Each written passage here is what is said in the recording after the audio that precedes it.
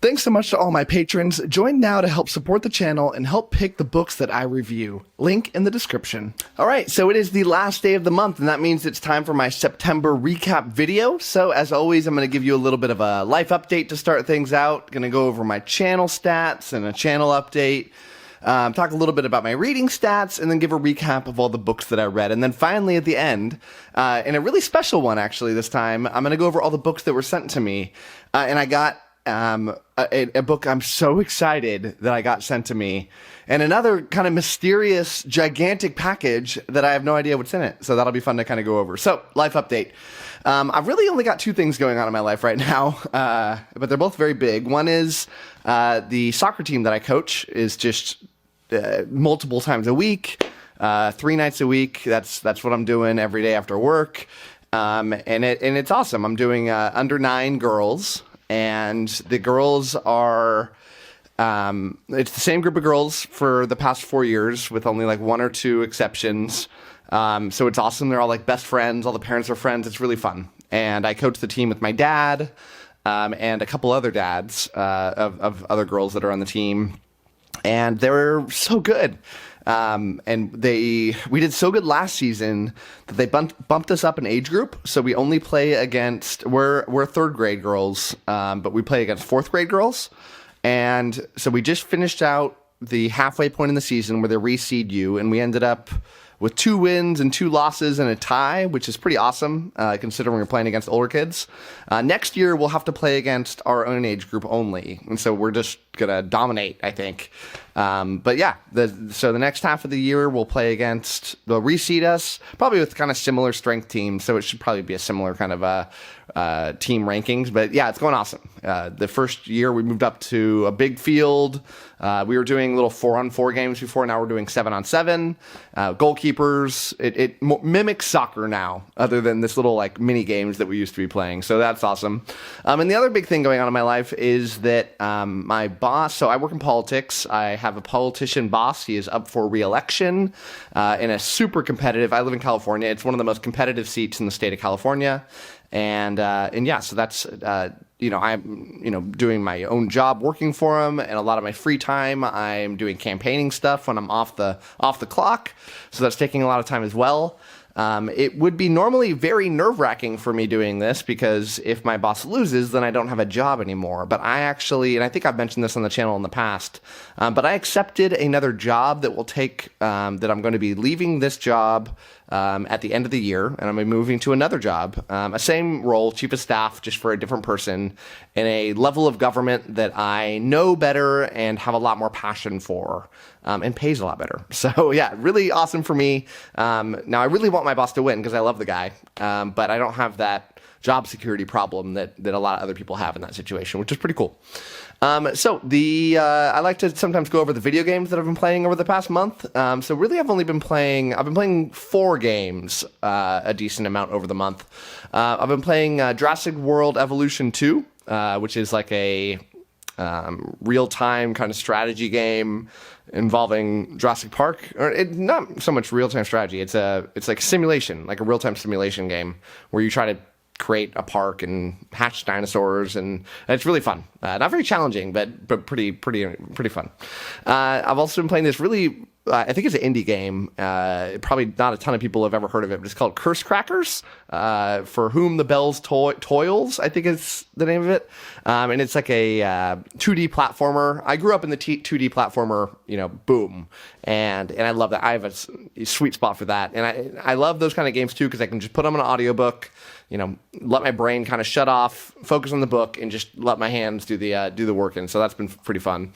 Also been playing Borderlands 3. I played it before when it came out, took a break, going back and playing it again. Another game that I can kind of do audiobook on, just kind of phase out all of the story and just focus on the shooting, and that's pretty fun. And then the final game that I've been playing is Mount & Blade Bannerlord, and I'm obsessed with that game. I play it every couple years, and it's just I love it. It's so fun. I love sieging castles and creating an army, and it's just tickles that really like warm spot in my body that just get addicted to it. One of those games where you just blink and hours have gone by. So the Discord this month just finished up a buddy read of A Wizard's Guide to Defensive Baking. I didn't end up doing a review of it on the channel, but I'll be talking about it today. There's a couple of books this month that I didn't end up having time to do reviews for, and so I figured I'd just wrap them up in my monthly recap. But yeah, you should join the buddy reads. They're really fun. I'm going to announce what the buddy read's going to be next month in my video tomorrow, so I'd love you to take part in that. We talk every day on Discord, read like 40 or so pages a day, have chapter discussions, a really fun and engaging way to enjoy a book with other people. So yeah, should be fun, but stay tuned tomorrow for that. So very quickly run down the stats for this month on the channel. I read 8 books, which was about 5,200 pages. That brings me up to 77 books this year, which is about 43,000 pages for the entire year. My average score for the year is 3.79, which I'm happy about. That's a good score. My views this month are about 100,000. My hours are about 10,500. And my subs were about 600. My number one video for the month with about 10,000 views was my my second to last video in my top 100 countdown, where I go 10 books at a time, and I did 20 to 11. So should be finishing that up in the next month or so. The number 2 video with about 8,000 views, as always, was my how to get ebooks for free, which is just perpetually stuck in the algorithm, apparently. And number 3 was, with about 5,000 views, I don't remember the exact title of it, but it was my video talking about the dark side of YouTube and why I think it's kind of a self-made problem. All right, so let's talk about the books that I read this month. The first book that I finished up was from Stormlight Archive. It was Words of Radiance. This, of course, is by Brandon Sanderson. I predicted 5 stars. I gave it 5 stars. I've read it before. This is a reread, and I ended up giving it the second best book that I read this month award. And yeah, it's great. What more could be said? I know you've read it. I'm sure everyone's read it that's probably watching this channel. And yeah, I love it. It's my favorite book in Stormlight Archive, which is not a unique take. I think a lot of people feel that way about this book. And yeah, I just love the epic moments. I love how everything kind of ties together. I love that we don't have to spend so much time as we did in the first book learning about the characters. They're already there. They have the powers now, so we don't have that long, drawn out, trying to figure out, Kaladin trying to figure out that he has these powers when everybody knows he does for hundreds and hundreds and hundreds of pages. And yeah, really, really fun stuff. Love the ending, love the characters. Can't really say too much negative about this book. I can, if I'm getting picky. There's some things drag on a little long. I feel like the characterization's not the greatest, although I still feel it's better than what a lot of people say it is. And the prose is just okay. It's nothing special. But the good parts about this book are so good that I will forever cherish this book. Next up from Malazan was Deadhouse Gates. It's the second book in the series. This is by Steven Erikson. I predicted a 5. Of course, I gave it a 5. This is one of my favorite books I've ever read. It's a reread, and I'm going through my Malazan reread kind of slowly. I'm reading a book every 3 or 4 months, which will take me a couple years to get through, maybe more, which is a long time. I need to speed things up. But I have so many books in my backlog that I'm trying to read that it's hard for me to just commit to bang out a 10-book series that is very long books. And I like to cherish it because this is my favorite series. I'm getting so much more out of my reread as I'm doing it. And, I'm finding some problems that I didn't find the first time. I'm finding things I loved about it that I didn't find the first time also. But more than anything, I now understand the books before I'm reading them, which is a big difference. When you're reading these books the first time, it's confusing. And as you read them the second time, you know everything already. Or not everything, but why everything's there. You know the characters. You know the basic plot points. And so as you're reading things, you can pick up on little things that you wouldn't have picked up on before. And yeah, Deadhouse Gates, wonderful. Got some of the more memorable moments in Malazan, especially the chain of dogs and the very intense conclusion to that story arc. This is the series where you meet I don't want to ruin anything.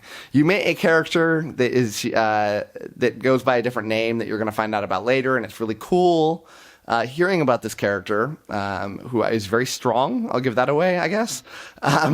And you get to learn about this character because in the first time you just didn't realize who it was. And now that you do, it's kind of fun reading this character for the first time in the book.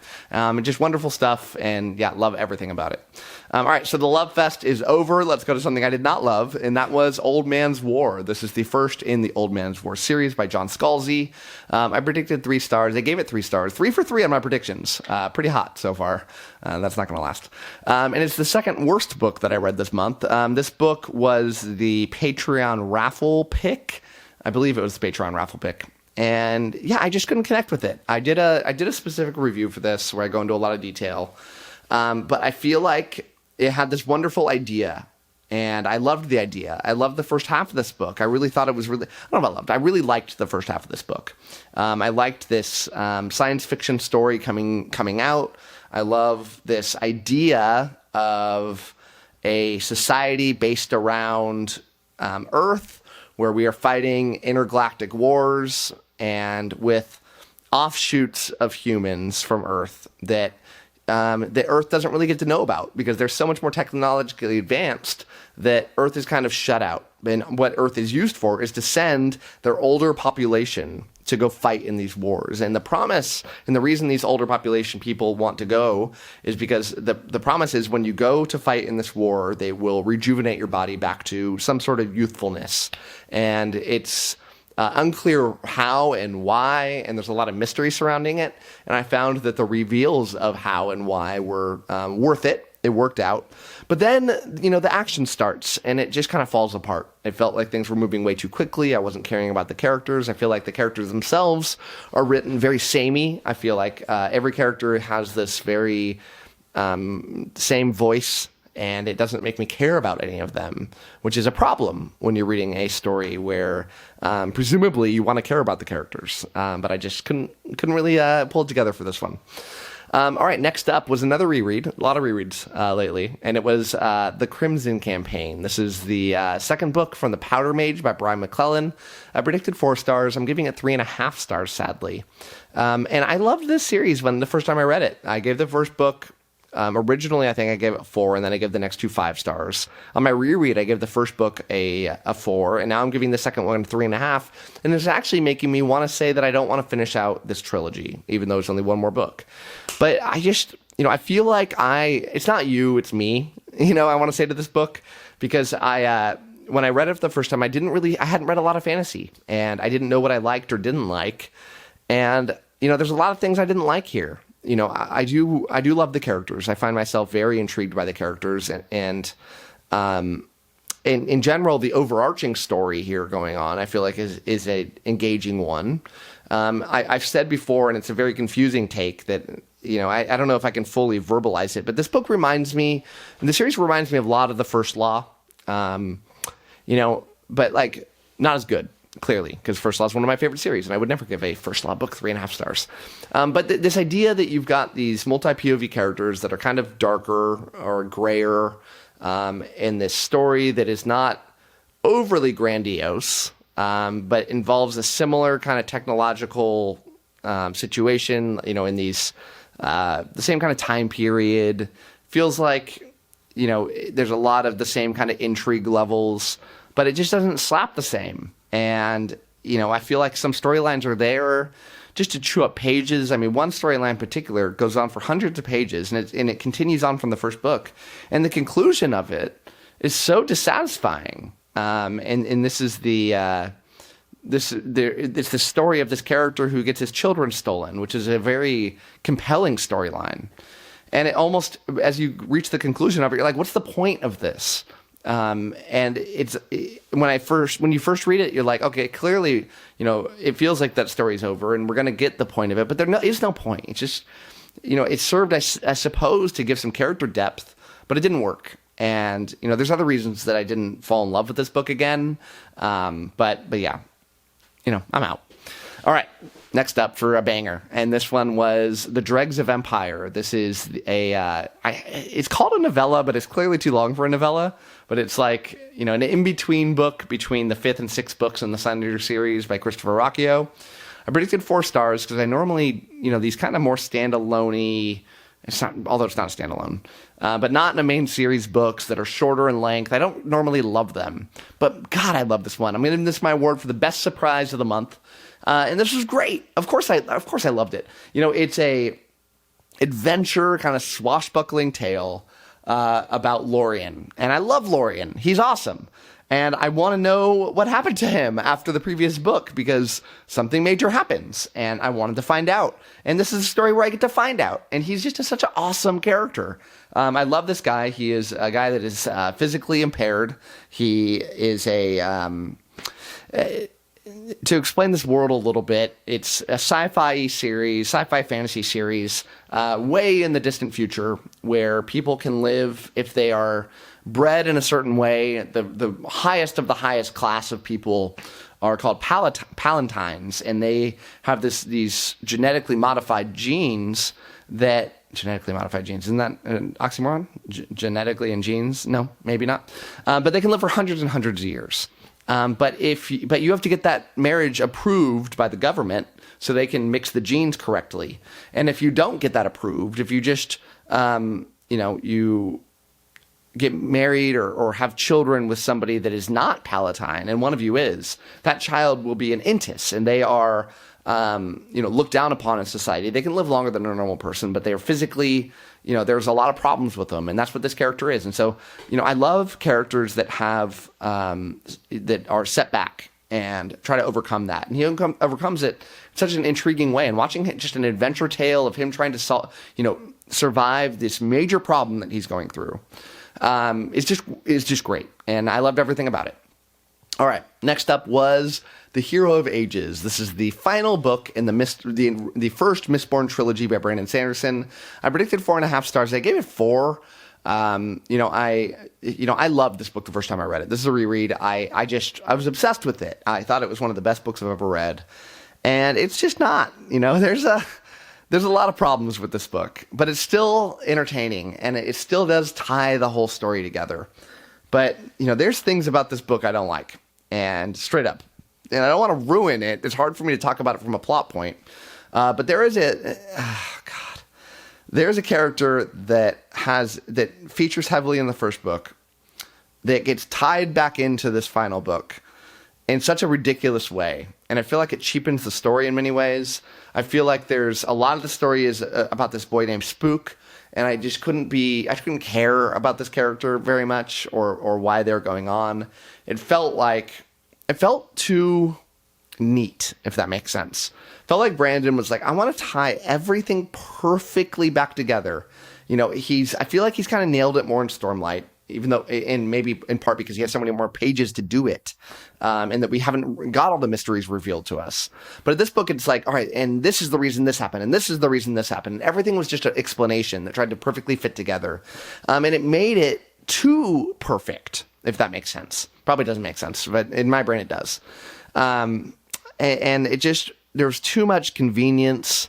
Some of the characterization just kind of lost me. The prose, Sanderson gets criticized for his prose. I've been the one to criticize him, not so much because it's bad, but because it's the one thing I feel like holding him back. And I feel like he's gotten a lot better over time. I feel like Stormlight is a big step up from what Mistborn is, and its faults kind of shown through here. And it made me just kind of disappointed in some parts, but still, a very satisfying ending to this story. Just, I feel like it could have been better, and I remember it better. All right, then the second to last book that I read this month was Disquiet Gods. This is the 6th book, the most recent book in Sun Eater. I'm finally caught up. I started way later than everybody else, and I finally caught up. I'm very proud of myself. This is by Christopher Ruocchio. I predicted 5 stars. I gave it 5 stars. That was an easy prediction because it's one of the best books that I've ever read. It's a, top 10 best book I've ever read. And that's saying something because I'm pretty critical about my books and I rank them, and I've read hundreds of books. But this thing was just fantastic. I mean, literally everything about this book works. The characters are incredible. The way the direction the plot went on this, I felt like it was such a bold way that worked so well for me. These otherworldly kind of stuff that's kind of pulling together. The mystery and the slight explanations of these mysteries, but still kind of holding on to that mystery. Sanderson, take note. I love this framing narrative of we kind of know the ending of the story before we've gone into it, and it adds such a perfect depth to it. Sometimes it's used in a way that doesn't work very well. Here it works perfectly. I love the introduction of the new characters, namely one of the characters' children was wonderful. And just the prose is, for me, perfect. I mean, obviously prose is very subjective, but it speaks so well to me. And the world building is just wonderful. And I shouldn't even call it world building, universe building. And it's just everything about this series and this book is perfection. And I really, really urge more people to give this one a chance. Then the final book that I read this month was A Wizard's Guide to Defensive Baking. This was a standalone by T. Kingfisher. I predicted 4 stars. I don't know why I predicted 4 stars, but I gave it 2. It's the worst book I read this month, and then the worst surprise. And I think it's, again, me, not you, book, because I went into it with a very different expectation. But even if I went in with the right expectation, I would not have enjoyed it. I just probably wouldn't have read it. But it's just a cutesy little book. It reminded me a lot of like House of the Cerulean Sea, not the story at all, but just like how happy and cute and feel goody this story was. And that's not Matt. People told me this is funny. There's something funny here. Maybe a couple little lines every now, in the entire story got a small chuckle out of me, but not enough for me to, change a score for something. And the ending I felt was horrendous. I mean, I feel like, not to spoil anything, I don't think I can spoil a book like this, but it's about this, wizard baker that starts out in this cute little wizard bakery shop, and then drama happens. And then what's supposed to happen, I feel like the right thing to do is you finish the drama and then you go back to that little happy little life of baking and you just get that happy feeling again. But I feel like the author kind of ruined the ending and tried to make it bigger than it was, and tried to make this character a hero, and it was really eye rolling. And yeah, I could not find very much enjoyment out of this book. I did finish it, so I can give it a score for finishing it, but yeah, didn't get a ton of enjoyment out of it. All right, I kind of got to go a little fast here because I only have 7.5 more minutes before this video stops. I can only record for 30 minutes at a time, so let's go through the books. The first one is Becoming Fearless, with an emphasis on less. 65 Strategies to Journey from Self-Doubt to Self-Mastery by Benjamin Ritter. This does not feel like a fantasy book, but you know what? I want to help authors out if they send me books. Imagining having no limits, never doubting yourself, and always making the most of situations. What if you could go to bed every night without worrying about tomorrow? If you could live without fear, every path would be open to you. This book will show you how you can get there. All right, well, if you need help with that, check out that book. All right, next up is The Spice Gate. And this author actually sent me 2 of these. I don't know why. And this is by Prashanth Srivatsa. Sorry, I messed up. I botched up your name there. I'm not great with Indian names, but I don't see... Yes, where we are. It's in the inside cover. I will read a little bit because it's quite long. Relics of a mysterious god, the spice gates connect the 8 far-flung kingdoms, each separated by a distinct spice and only accessible to those born with a special mark. This is not a cast of distinction, though, but one of subjugation. Spice carriers suffer the lashes of their masters and weight of the spices they bear on their backs and the jolt pain of gates themselves. That was only a small little fraction of the cover here, but I don't have time to read it all. But, yeah, pretty cover, though. All right. Next up is a strange little thing that I feel like is a copyright infringement. So should I show it? I mean, I don't think I'm the one that made a problem. But it's called Theon's Retribution by Simon Sandwell, and it's about Theon Greyjoy. I'm pretty sure. Do you know what it means to be a patriot? Where should I begin? Do you know? What is going on here? Did you ever ask yourself this question? Why do I have a hard time reading nowadays? I had always had this feeling when reading too, so to have something that catered to my taste, I made this book. To briefly explain the feeling that this book gives is basically the action movie experience in the book format. It gives a sort of heavy, bombastic, yet... what am I reading? On the plot itself, okay. Theon Randjoy, okay, not Greyjoy, Randjoy, is set out on an epic journey to save his kingdom from multiple adversaries. Chaos ensues as he is tasked with retrieving the artifact to save King Dallin. In the end, he finds himself between 4 ideological and philosophical factions chasing for power. All right, maybe it's not copyright infringement, but pretty dang close.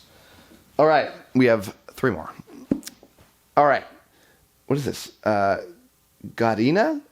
Is that what it says? Godina? Yeah, Godina. This is Codex Book 1 by Stjepan Veresvek Kobits. I'm really bad at names today. All right, this is a long one too. Let's go for a little bit of it. Henry Bronken is a cyber-modified soldier, dope.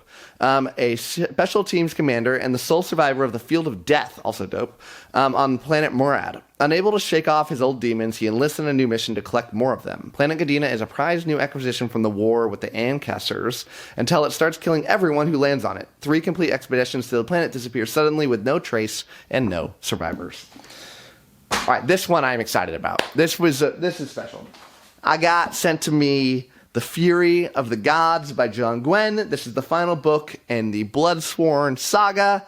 I'm not going to read the back because I don't want to get anything spoiled for me. But this is special. When I got my hands on The Hunger of the Gods early, I got an ebook of it. I was over the moon. I was like, why are they sending me this? Why did I get this book? I just requested it on NetGalley. I was not like a reviewer. They just sent it to me. I just requested it and I got it. And I'm like, this is incredible. And I was like, you know what would be cool? I should start a YouTube channel. I've been thinking about it, but this would be a great book to start out reviewing. And that was, 2.5 years ago. So to now get this book sent to me for a review early, because I'm a reviewer, is a special little full circle moment for me. And so I am very excited. I will be reading this month. I'm going to try to get a review out about a week before it gets released. I think it gets released later on October. On the cover here, it just says October 2024. Not for sale. All right, now, okay, this is crazy. I don't know what's in here. I opened the top just so I didn't have to cut it anymore on screen, but I got this enormous package. I have no idea what's in it. Why did somebody send me something that weighs 85 pounds? All right, it comes with a note. Matt, thank you again. Anything you need from us, don't hesitate to let us know. We wish you the best, Rabbit. Okay. Oh, snap. Okay, this is a box of Larry Correia books. Larry Correia book, Monster Hunter, Monster Hunter hardback, full of hardbacks. I'm looking at 1, 2, 3, 4, 5. I'm looking at 20 books in here. I mean, this thing is just full of books. I mean, this is huge.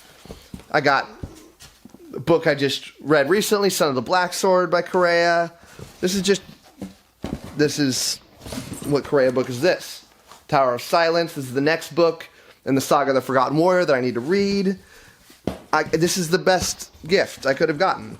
So little backstory, I got some bookmarks, I got a lanyard, I got a thing from Baen. Thank you, Baen publishers. This is a wonderful gift. So what happened was, so I reviewed the second book in the Saga of the Forgotten Warrior by Larry Correia, and I loved it. I loved it. And I loved the first book too. And I put a glowing review out there, and there was a spike in buying of the book I could see on Goodreads, and I just loved it, and I love talking about it. And then this guy came onto my Discord, and he said, hey, Matt, I'm from Baen. If you ever want any books from Baen, let me know. And I was like, I wonder who is with Baen that I would like books from. And I looked up, and Larry Correia was one. I was like, hey, I love Larry Correia. And he's like, I know. I'm his buddy, and I'm also his publisher. And I was like, that's amazing. Send me the first Monster Hunter book, and I would love to review it. And he's like, I got you, man.